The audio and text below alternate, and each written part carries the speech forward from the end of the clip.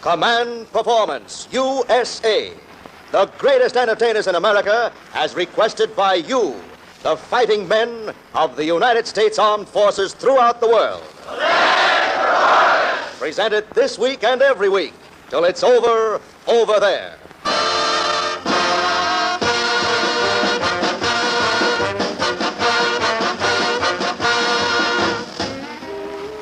Hi there, fellas. It's Command Performance time again in the USA. Time to fill another half hour of your time with the best entertainment in America for the best fighting men on earth. Here's letter number 1 from DPH, Marine Detachment Blank, Caribbean area. To Command Performance USA. I have listened to the first 2 shows and they're swell. Now can we hear KYSER on one of our programs soon? Well, buddy, don't you know the answer to that? Students! Yes, sir, it's your old professor, the man and his band who gave America that famous makes you want to dance music, KYSER.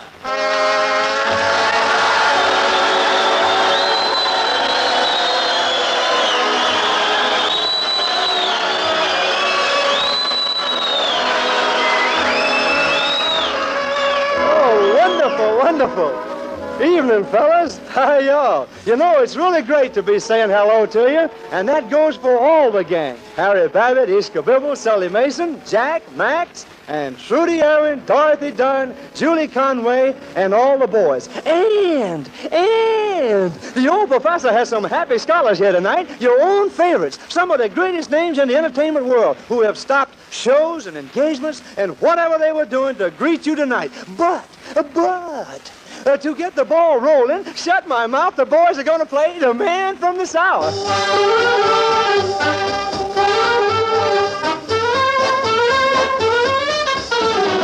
He's a great big man from the South.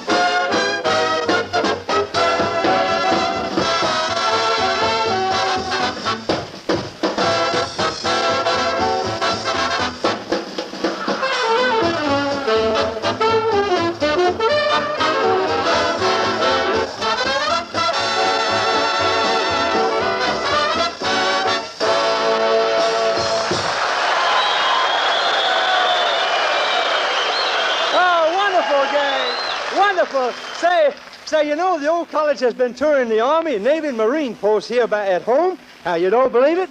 Well, just look at this PX haircut.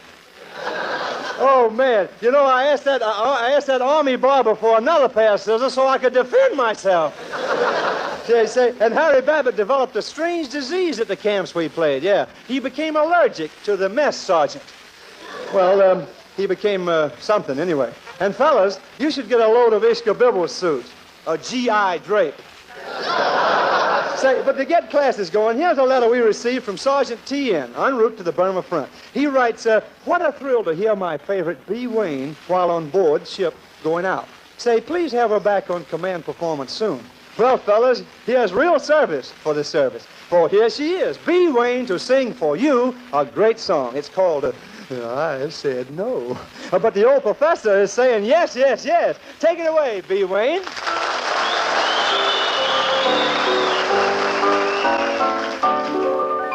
There he stood in my doorway so boldly, as he whispered of pleasures I'd missed, though at first I refused very coldly. How long can a lady resist?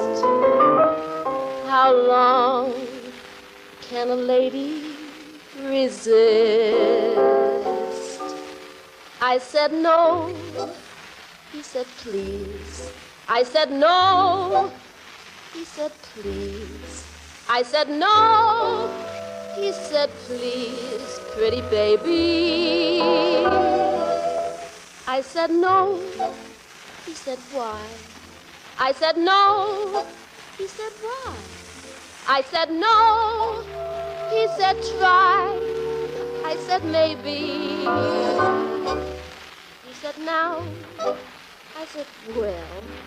He said this is swell, and you'll never know how much it will mean. So at last I confess, I said yes, yes, yes, yes, yes. That's how I subscribe to Liberty Magazine.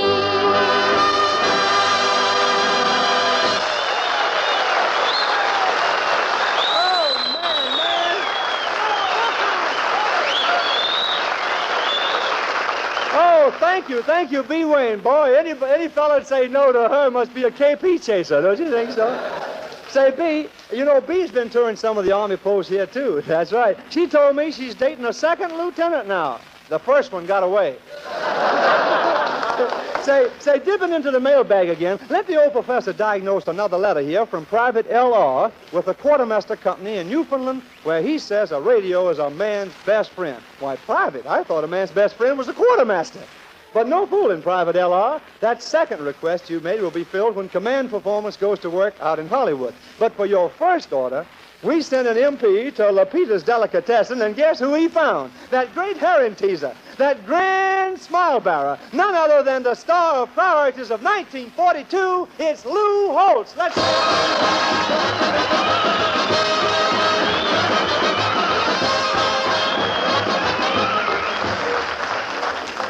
Well, thank you very much, fellas.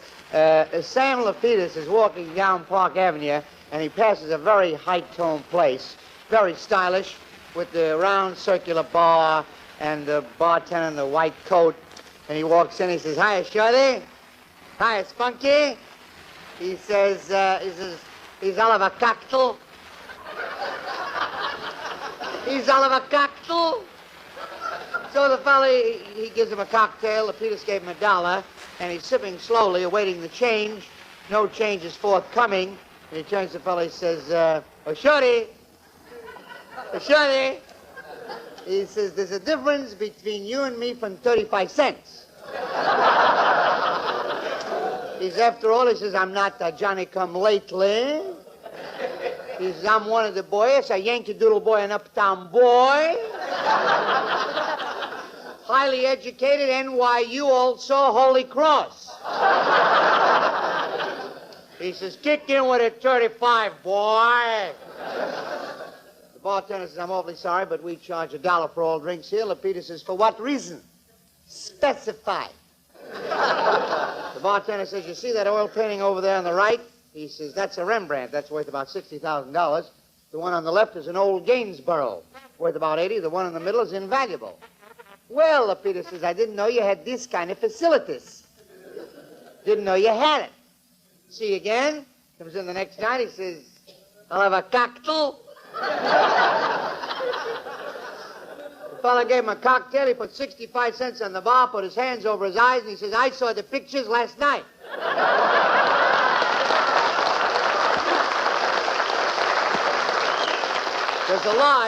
There's a lodge on the Lower East Side, New York City, called the Itsy Fitsy Lodge. They have a meeting every 4 weeks. After the meeting, they give away a prize. This night, they were giving a prize away to the most stubborn man in the lodge. The first guy to get up is Lapidus. Lapidus says, "Gentlemen, slip me the $15 because I am a mule. Nobody's stubborn as I am. To you, I'll prove it. He said, I got a daughter, a sweetie pie, the less word in femininity. She's going around with a fellow named Schmulowitz. He makes a beautiful dollar. He's a salami hanger. Salami hanger and halava taster. Halava is Jewish candy. See, I explained that there might be a few guys here from out of town that don't know what I'm talking about.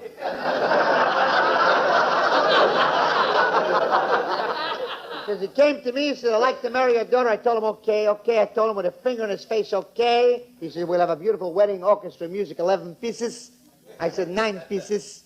He said, 11. I said, 9. He said, 11. I said, 9. He said, 11. I said, the marriage is off. That's 14 years ago. They're still engaged. I'm holding out for 2 pieces. Next guy got up and says, I heard the remarks of Lapidus, a member of Itsy Pitsy in good standing. He is stubborn but mildly. He's a gentleman. He said, I had a toothache, shouldn't happen to a dog. He said, I couldn't eat or drink or sleep or think for 6 days and nights. Finally, I couldn't stand it any longer. I went to a dentist. He said, dentist extract me the tooth. He said, which tooth is hurting you? I wouldn't answer him.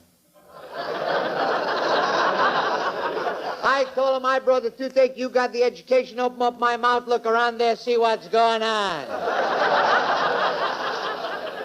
He yanked me out a tooth. He says, that's the tooth. I says, no. He yanked me out another tooth. He says, that's the tooth. I says, no. He yanked me out every tooth except the right one. That's 6 years ago, and the tooth still hurts me. The next guy got up. Third guy got up. He said, I heard the remarks of the last 2 members. They are stubborn but amateurs. He says, I was born in Russia. Of course, you never know I'm Russian from the way I'm speaking English. He said, one winter night in Russia, the worst winter we've ever known, 0 was below. 11 o'clock at night, I was thinking about my sweetheart Penny. Says I to myself, says I, on a night like this, wouldn't go out on the street a dog. So I'll go down to Penny's house and surprise her. I walked down on the street. There wasn't enough numbers on a thermometer to tell you how cold was the freeze. By the time I walked 5 blocks, froze by me, the lips, ears, and nose are deep blue, almost a purple. By the time I got to her house, I was numb, frozen, stiff, more dead than alive. I rang the bell. She says, who's there? I wouldn't answer her. I rang the bell again. She says, who's there? I wouldn't answer her. I stood there for 5 hours, froze to the sidewalk, fell over in a dead faint. They took me to a hospital. I laid there for 7 months between life and death. That's 31 years ago. She don't know to this day who rang the bell.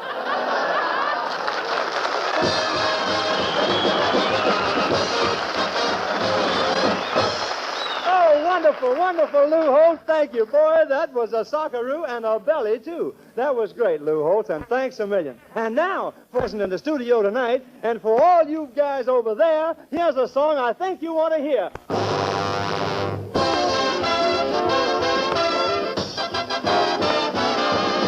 Let's go deep into the heart of Texas with Harry, Jack, Max, Sully, Trudy, Dorothy, Julie, Ishka, Bibble, and all the gang. The stars that big and bright, deep in the heart of Texas. The prairie sky is wide and high, deep in the heart of Texas. The sage in bloom is like perfume, deep in the heart of Texas. It reminds me of the one that I love, deep in the heart of Texas.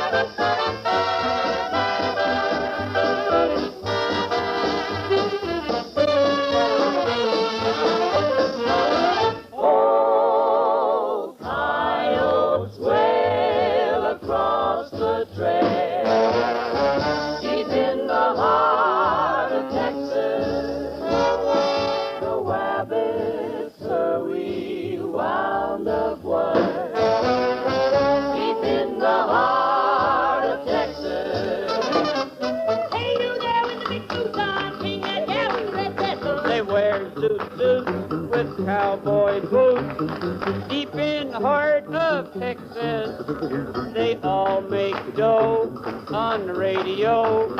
Deep in the heart of Texas, they got the golden plows and glamour cows. Deep in the heart of Texas, that's where they all prepare for Madison Square. Right in the middle of Texas, deep in the ticker of a Texas.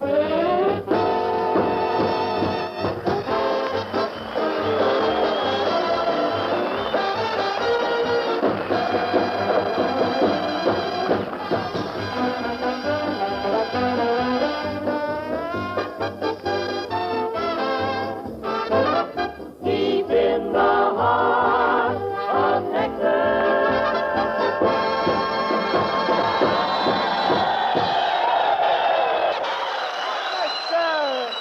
That was deep in the heart of Texas, and boy, right from the heart for all you guys. And now, if that was deep in the heart of Texas, beep, beep, beeper, here's a Texas Leaguer. Straight from the mailbox of Command Performance Chillin' comes a regular feature to answer your many requests from the world of sports. A letter from BRJ, Seaman Second Class, Post Office address, High Seas, South Pacific area, and it says, I got a letter from a buddy in Ireland, and they're hearing a sports announcer on shortwave, and they say he's great. His name is Wendy Davis. Could we hear him on Command Performance? Well, Seaman, the old professor says, you are my boy. Because Wendy Davis has zoomed down here from Boston tonight to carry out your order. Here he is, the man with the mic, with the dope on the fights, baseball, football, and every other sport you go for. The sports announcer heard by United States fighting men on shortwave to Europe, and now talking to all of you all over the earth. It's Wendy Davis.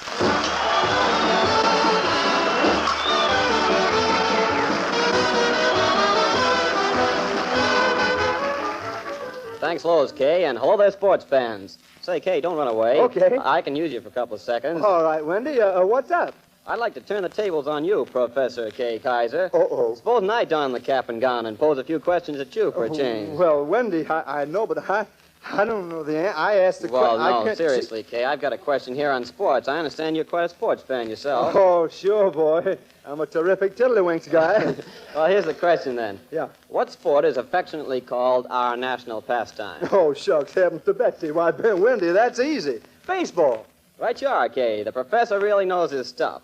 Well, wait a moment. Here's another one. What two words bring every baseball player, fan, and expert alike to attention? Let's see. Well, shucks, you kind of got me on that one. Well, you'll probably bawl me out for this one for playing around like that. Oh, no, I'm afraid I'll have to go down swinging.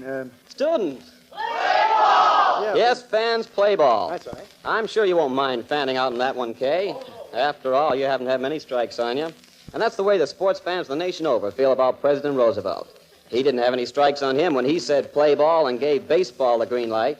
Yes, the national pastime, just one small item on the books of liberty, but a big one, is upon us. And another season is here with exciting play that finds the biggest sports audience in the world following every run, hit, and error until the World Series is over. Spring training sessions are completed, and those perennial champs, the New York Yankees, appear all set to repeat in the American League. The Yanks have but two holes to plug. Jerry Pretty is replacing the ill Red Rolfe, and there's a battle royal over the first base post vacated by Johnny Sturms joining the Army. Buddy Hassett, formerly of the Boston Braves, is dividing the chore with Big Ed Levy, a Yankee farmhand. The Yanks have several promising rookie pitchers in Johnny Lindell, Hank Borowy, and Mel Queen. The competition in the Junior Loop appears poor this year.